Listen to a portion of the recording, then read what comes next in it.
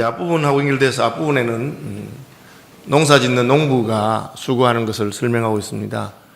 농부가 수고를 하는데 혼자서 다 하지 않고 한 사람은 심고 또 다른 사람은 물을 주고 또 다른 사람은 김도 메고 그렇게 하지만 결국 자라게 하시는 분은 하나님이시다. 우리는 하나님의 은혜 가운데서 우리 일을 한다. 그렇게 하면서 구절이 우리는 하나님의 동력자들이요 너희는 하나님의 밭이요 하나님의 집이니라. 밭이라고 해놓고 그 다음에 집이라고 됐죠. 그래서 농부 이야기를 하면서 이제는 집 이야기를 하고 이어지는 부분에서는 집을 건축하는 것을 이야기합니다. 같은 내용을 다른 비유를 써서 반복해서 설명하는 것은 강조의 의미가 있다고 볼 것입니다. 우리가 다 하나님의 동력자로서 하나님께서 일을 시켰다는 거죠. 누구 일을 시킵니까? 하나님의 일을 시키는 것입니다. 이것이 예수 믿는 사람들의 가장 영광스러운 부분입니다. 하나님이 우리를 동력자로 생각하시고 하나님이 우리를 하나님의 가족으로 생각하시고 하나님의 고민과 근심과 수고에 우리를 동참하게 하는 것이죠. 그냥 하나님이 개가 짖으면 떡 하나 던져주는 것처럼 그냥 우리가 하나님 앞에 나가서 기도하고 부르짖고 하니까 그냥 우리 필요한 것 하나 주고 그래 이거 먹고 떨어져라 그런 것이 아닙니다. 하나님은 우리를 구원하셔서 우리가 하나님과 함께 일하는 자로 하나님과 함께 통치하는 자로 하나님과 함께 영광을 받으시는 하나님 형상으로 세우신 것이죠. 그래서 밭을 가는 것이나 농사 짓는 것이나 집을 짓는 것이나 다 같은데 하나님은 우리를 불러서 하나님의 우주 경영에 우리를 동참하게 하시는 것입니다. 그래서 하나님께서 만드신 이 세계와 우주가 얼마나 아름답고 놀라우며 또 그것이 하나님이 계획한 바대로 통치될 때 얼마나 우리는 복되고 영광스러울까 하는 것을 보게 합니다. 그래서 예수 믿으면 배운 것이 아무것도 없는 사람이거나 그냥 후진국의 어느 시골 마을에 산다 하더라도 그 마음이 하나님의 마음과 동조되기 때문에 세계적인 사람이 됩니다. 그래서 세계를 품은 그리스도인 되고 우주를 품은 그리스도인이 되게 되는 것입니다. 하다못해 내가 청소를 하면서 살아도 나는 돈 벌기 위해서 청소하는 사람이 아니라 하나님께서 만드신 이 우주를 청소하는 사람이고 하나님께서 기뻐하는 그 일을 하는 것입니다. 저는 검소하게 살려고 노력하는데 여러분 돈 아끼려고 그렇게 검소하게 사는 건 아니에요. 돈 중요한 건 아닙니다. 하나님께서 내게 주신 그것을 가지고 어떻게 살아야 하나님 기뻐하는데 살까를 생각하면서 사는 거죠. 독일에서 오신 선교사님, 여자 선교사님 계셨는데 가방에 늘 그냥 쓰던 비닐봉지를 넣어 다니세요. 그래서 왜 그렇게 하시냐 하니까 그분은 일회용 비닐봉지 되도록이면 덜 쓰려고 노력하고 재활용해 쓴대요. 그 이유는 이 비닐봉지는 석유에서 다 나온 건데 석유는 다 지금 아랍권에서 이슬람권에서 많이 나기 때문에 그 돈이 다 이슬람 사람들이 선교하고 한데 쓰기 때문에 자기는 거기에 아껴서 거기에 안 들어가기로 하고 그렇게 한다고. 그리고 내가 아낀 것 가지고 하나님 기뻐하는 데 쓰려고 하는 거지 선진국에서 온 선교사인데 구질구질하게 그렇게 하는 거 아니에요. 사소한 것 하나도 하나님 나라를 생각하면서 그렇게 하는 것입니다. 이제 바울의 고백을 들어봅시다. 내게 주신 하나님의 은혜를 따라. 바울은 하나님의 은혜를 받은 사람이지요. 그는 교회를 핍박하고 박해하던 사람이었습니다. 하는 짓을 보면 그냥 하늘에서 벼락이 떨어져서 혼이 나도 시원치 않을 사람이었습니다.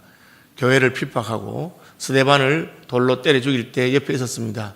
그가 직접 돌을 들지 않은 것은 학자에 따르면 그는 스데반과 같은 선생님 밑에서 배운 동문수학했던 친구였을 것이다. 그렇게 말하는 분들도 있습니다. 어쨌든 그는 교회를 핍박하던 자였는데 하나님의 은혜로 예수 믿게 되었습니다. 그리고 하나님의 이 우주 경영을 바라보게 되면서 자기 인생의 목표가 바뀌고 나도 하나님의 나라를 세우고 하나님의 교회를 세우는 일을 해야 되겠다. 그래서 전에 교회를 핍박하던 그 바울이 그리스도를 믿으라고 복음을 전한다는 말을 듣고 교회들이 놀라기도 하고 의심하기도 하고 그렇게 했다고 말하고 있습니다. 예수님은 포도원 농부에 비유해서 아침 일찍 일어나서 포도원에 가서 일하는 사람도 있지만 어떤 사람은 서주는 사람이 없어서 오후 5시까지 6시가 되면 포도원이 문을 닫는데 5시에까지 일이 없었다가 5시에 주인이 와서 일하지 않고 노는 것을 보고 불러서 포도원에 일하게 했다. 그런 비유를 하셨어요. 어떤 사람들은 참 하나님의 은혜로 늦었지만 늦게 부름받은 사람이 있습니다. 바울은 어떤 면에서 그런 사람입니다. 그는 처음부터 예수님을 따라다니는 사람이 아니었고 예수님이 죽으시고 부활하시고 성천한 다음에 늦게 예수를 믿었습니다. 그런데 그 바울을 구원하기 위해서 예수님께서 직접 다메섹 도상에 나타나셔서 사울아, 사울아, 내가 왜 나를 핍박하느냐 하면서 교회를 핍박하는 것이 그리스도를 핍박하는 것임을 보여주었어요. 바울이 처음부터 받은 복음이 그것입니다. 아, 내가 하나님의 백성들을 괴롭히는 것은 예수 그리스도를 대적하는 것이구나. 그래서 똑같은 은혜로 내가 주님을 위한다고 하는 것은 그리스도의 교회를 세우는 것이구나 하는 것을 깨닫게 되었어요. 그래서 저희 교단 학생 신앙운동의 그 생활 원리가 하나님 중심, 성경 중심, 교회 중심입니다. 교회가 그리스도의 몸이기 때문에 오늘날 교회를 대적하고 교회를 비방하고 그런 사람들이 많이 있는데 그것은 바로 그리스도를 비방하고 대적하는 것일 것입니다. 교회를 세우는 것이 하나님의 일입니다. 왜? 하나님께서 만물 위에 교회의 머리로 그리스도를 주셨기 때문에 그리스도를 통해서 우주를 통치하는데 하나님께서는 그리스도께서 교회를 통해서 우주를 통치하도록 그렇게 하시는 것입니다. 물론 이것은 영적인 통치를 말합니다. 가톨릭에서는 그 그리스도의 우주적인 통치가 이 지상 통치라고 생각해서 지상에 가톨릭 정부를 세우고 지상에서 자기 대사를 파송하고 지상에서 어떤 왕국을 건설하려고 하는데 예수님께서는 내 나라는 여기 있는 나라가 아니다. 그렇게 말씀하셨습니다. 이제 바울은 하나님의 동력자로서 하나님께 받은 은혜를 따라서 건축자와 같이 너희는 하나님의 밭이요 하나님의 집이라고 했으니까 농사 짓는 것하고 똑같고 집 짓는 것하고 똑같다는 겁니다. 농사 짓는 것도 심은 사람, 물 주는 사람, 비료 주는 사람, 김 매는 사람 다른 것처럼 이 집을 짓는 것도 각각 다릅니다. 나는 지혜로운 건축자와 같이 틀을 닦아두었다. 기초를 닦는다는 거죠. 이 틀은 누굽니까? 11절. 이 닦아둔 것 외에 능히 다른 틀을 닦아둘 자가 없으니 이 틀은 곧 예수 그리스도라. 바울은 교회의 기초는 예수 그리스도인 것을 알았습니다. 베드로가 주는 그리스도시요 살아계신 하나님의 아들이십니다 라고 고백하니까 너는 베드로라 내가 이 반석 위에 내 교회를 세우겠다 그렇게 말씀하셔요. 이 베드로라 할 때 그 반석이라고 하는 것은 베드로의 신앙 고백, 예수께서 하나님 보내신 그리스도이시며 하나님의 아들인 것을 고백하는 것이 교회의 참된 기초입니다. 아무리 많이 모이고 기독교라고 하는 이름을 붙여도 예수 외에 다른 것을 그 기초로 삼으면 그것은 교회가 아닙니다. 우리는 통일교를 왜 교회라고 하지 않습니까? 세계 기독교 통일신령협회, 기독교라는 한 말이 분명히 들어가 있습니다.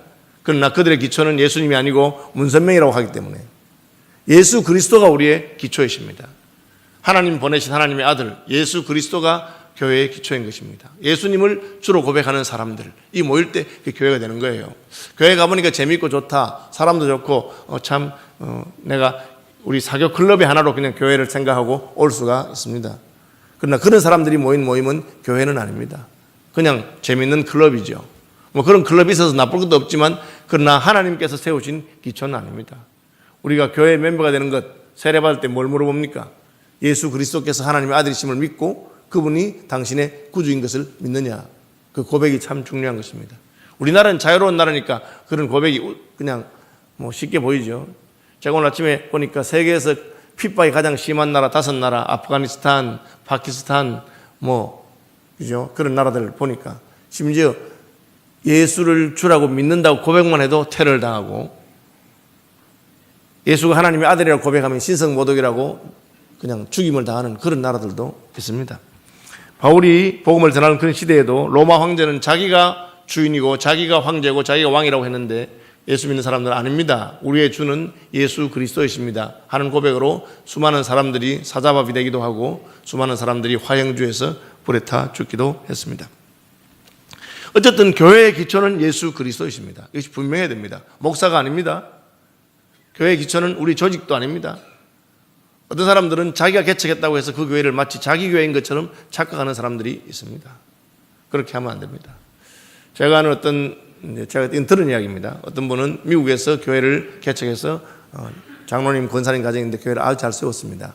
교회가 견고해지니까 그 분이 목사님 찾아가서 저희들이 이제 교회를 떠나겠습니다. 왜 그러세요? 이러니까 자기들이 개척하고 자기들이 헌금하고 다 해놓으니까 모든 교인들이 자기들만 쳐다보고 그래서 이 교회는 그리스도의 교회인데 자기들이 이 교회에 있는 것이 그 교회의 그리스도의 주인 되심을 방해할 것 같다고 그렇게 해서 그 교회를 떠나셨어요. 그리고 다른 교회를 새롭게 개척하는 그런 일을 하셨어요. 그래서 적어도 그분들은 자신들이 교회의 주인이라고 생각하지 않습니다. 여러분 그렇게 하면 안 됩니다. 절들 가운데는 주인이 있는 절이 많이 있습니다. 개인이 주인입니다. 그러면 성례를 고용해서 연불하고 그 소득은 다 자기 가져갑니다. 교회는 그런 것이 아닙니다. 그리스도께서 주인인 곳이 교회입니다. 이 기초에 다른 기초가 없습니다.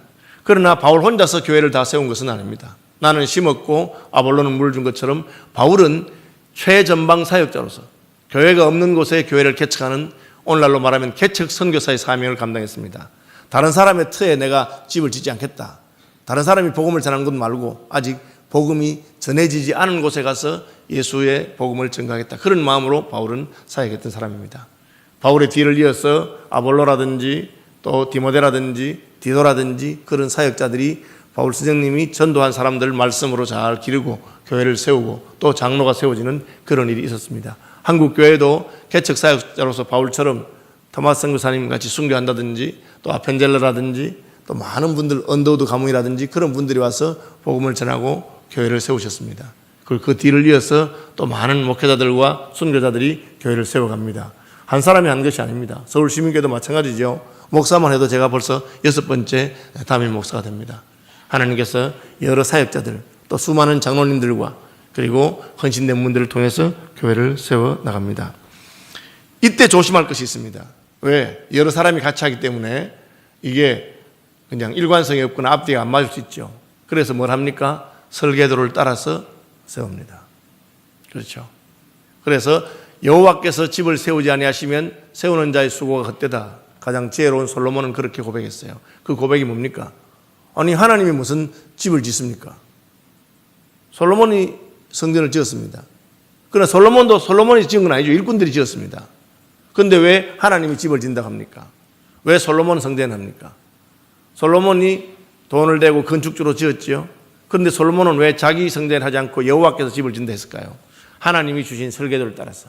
마치 모세가 성막을 하늘의 성막의 설계도를 보고 그대로 한 것처럼 설계도가 참 중요한 거예요. 그래서 누가 지어도 그 설계도대로 하면 됩니다. 저는 옛날에는 설계비를 건축비에 무슨 5% 10% 받는 게 와 그렇게 비싸 이렇게 생각했어요. 몰랐어. 요즘은 설계비를 많이 줘야 되는구나. 설계를 제대로 해야 돼요. 대부분의 건축비가 어디서 불어나느냐? 설계를 바꾸면 자꾸. 왜? 처음에 설계를 제대로 안 했기 때문에 그때부터 건축비가 불어나기 시작하죠. 제대로 계획이 없었던 거죠. 저희 신학대학원을 지을 때 설계를 하나 잘못한 게 있어요. 그게 뭐냐? 신학대학원 강당이 참 크고 좋은데 그 강당에 그 경사가 되어 있는데 그 높이가 한 1m인데 거기 1m만 더 높이면 거기 주차가 강당 밑에 수백 대의 차를 댈 수 있는 주차만 해야 되는데 설계를 못한 거예요. 짓다 보니 생각이 난 거예요. 중간에 바꾸는 게 너무 힘들고 재정이 어려워서 못했어요. 처음에 했으면 괜찮았을 거예요. 두고 그 참 아쉽다. 그걸 제대로 못했구나. 그렇게 합니다. 설계를 제대로 해야 됩니다. 집을 지을 때 나는 하나님의 설계도 따라 짓는 겁니다. 개척하는 분도 마찬가지고 또 그 뒤를 이어가는 목사도 마찬가지입니다. 그러면 누가 해도 그것은 하나님의 교회이기 때문에 하나님이 생각하는 대로 됩니다. 선교지에 가면 자기 멋대로 하는 분들이 많이 있습니다. 열심히 선교하긴 하는데 이 그림을 따라 하지 않습니다. 그러면 중복 투자가 되고 했던 일도 하고 한 사람은 땅 파고 한 사람은 땅 묻고 그렇게 해버리면 어떻게 되겠어요? 그러면은 하나님 나라의 자원과 하나님 나라의 일꾼은 제한되어 있는데 그냥 그것이 낭비되는 그런 일이 생깁니다. 바울이 그 말한 것입니다. 나는 심었고 아볼로는 물을 주었다. 나는 기초를 닦는 사람이다. 그리고 다른 분들이 그 이어서 했다. 그러나 그것은 하나님의 집을 세우는 것이다. 그렇게 말하고 있습니다. 쭉 넘어가 봅시다. 몇 가지만 오늘 참 중요한 게 몇 가지 있어서 15절 누구든지 그 공적이 불타면 해를 받으리니 그러나 자신은 구원을 받되 불 가운데서 받은 것 같으니라. 이건 굉장히 오해가 많이 되는 구절입니다. 불 가운데 구원받았다는 것은 그냥 예수 믿긴 있는데 믿음이 별로 약해서 겨우 구원만 받는 믿음 그런 걸 생각하는 것 같습니다. 여러분 모든 믿음은 다 구원받는 믿음입니다. 여기서 불 가운데 구원받는다는 말은 무엇이냐? 집을 지었는데 그 집이 불로 한번 지나가 보니 다 타버렸다 그 말이에요. 그 집은 내 믿음을 말하는 건 아닙니다. 교회를 말합니다.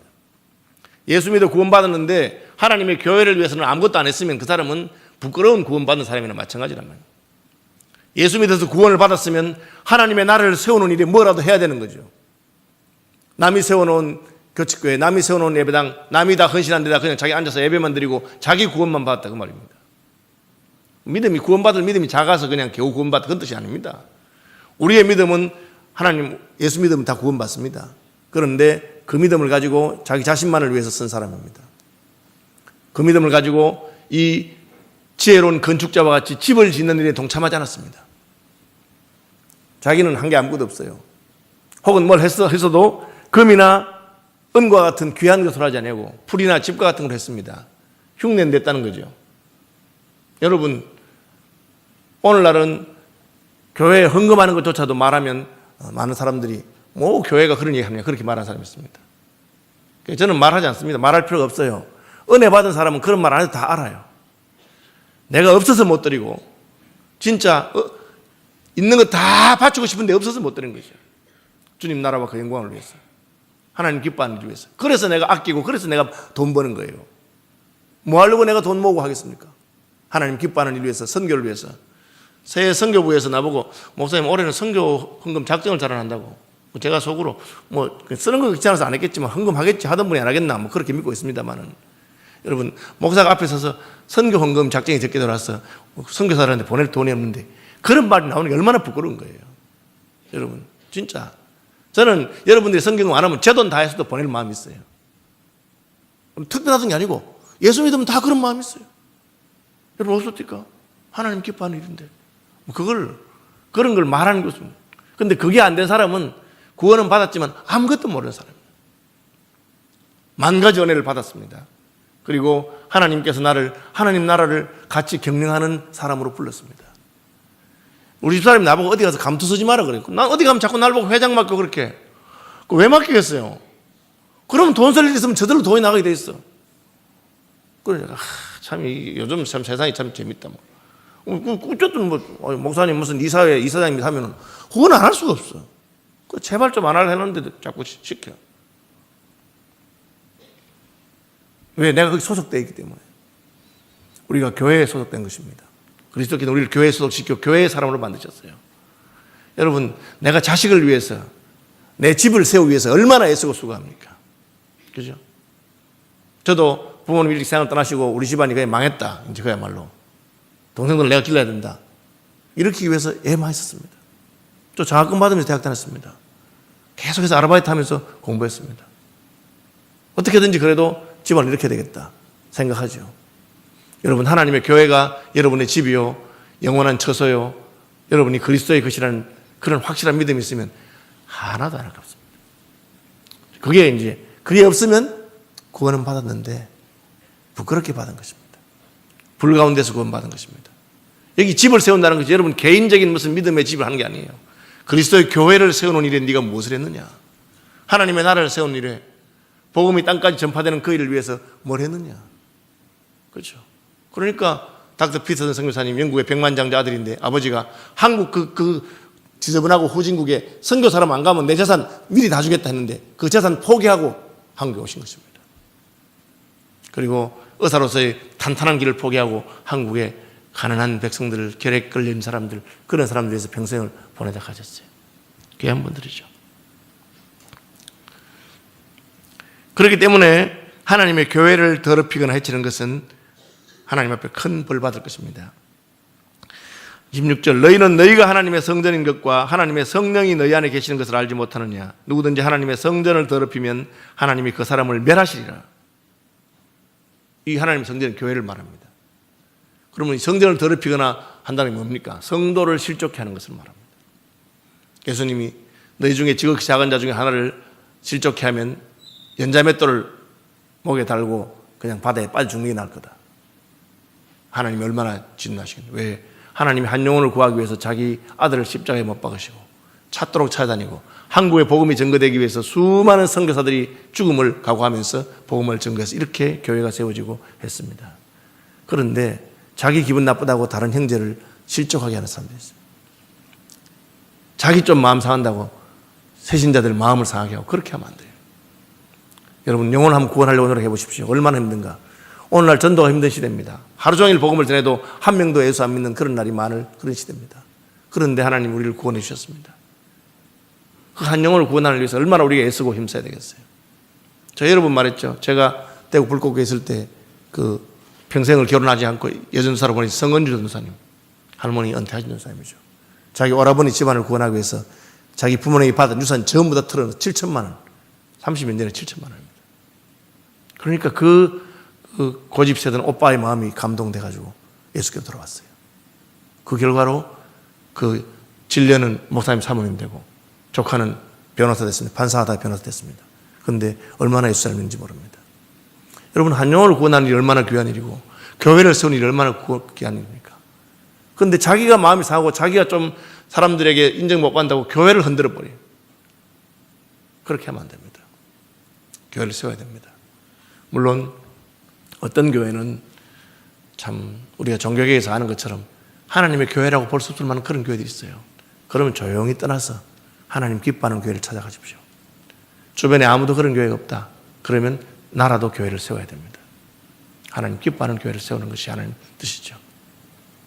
그래서 저는 교회가 어려움이 있고 힘들어도 교회를 비판하지 않습니다. 왜?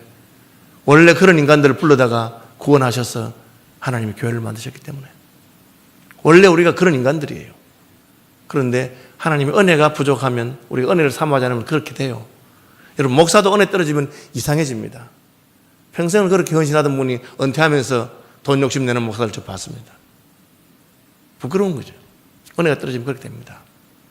비판할 것이 아니라 나도 그렇게 되지 않도록 내가 주님에 충성했으면서 끝까지 불러서 태워도 사라지지 않는 금과 은으로 하나님의 교회를 짓는 그런 분들이 되시기를 축복합니다.